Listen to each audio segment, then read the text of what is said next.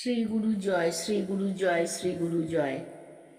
আমি প্রথমে শ্রী গুরুর সঙ্গের সকল শিষ্য ভক্তদের জানাই শ্রী গুরু জয় সম্ভাষণ এবং তাদের মঙ্গল কামনায় আমার কুলদেবতা গিরিধারী লাল জিউর শ্রীচরণে এবং ভগবান দাদুর রাতুল চরণে প্রার্থনা জানাচ্ছি। আজকে আমি ভগবান দাদু পূর্ববঙ্গে যে মাঝির নৌকা করে বিভিন্ন স্থানে যেতেন তার কথা একটু বলবো।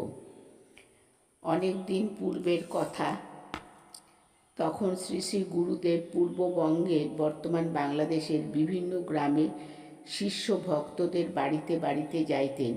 শিষ্য ভক্তরা তাহাকে সাধারণত গোসাই বলিয়া সম্বোধন করিত। নড়াই মাঝি জাতিতে মুসলমান, তাহার একখানি নৌকা ছিল। এই নৌকার দ্বারা যাহা উপার্জন হইত তাহা দিয়াই নড়াই মাঝি জীবিকা নির্বাহ করিত। নড়াই মাঝি এবং তাহার একটি ছেলে, এই দুজনের সংসার ওই নৌকাতেই। উহাদের বাড়িঘর বলিতে আর কিছুই ছিল না, সংসারও আর অন্য কোনো লোকজন ছিল না। শ্রী শ্রী গুরুদেব যখন যেই স্থানে যাইতেন, নড়াই মাঝিকে তখন সেইখানে গিয়া উপস্থিত হইত এবং লোকজনকে নদীপথে পারাপার করিত। তাহার ছেলেটি ছিল বড়ই রুগ্ন। নড়াই মাঝির মনে এই জন্য খুবই দুঃখ ছিল।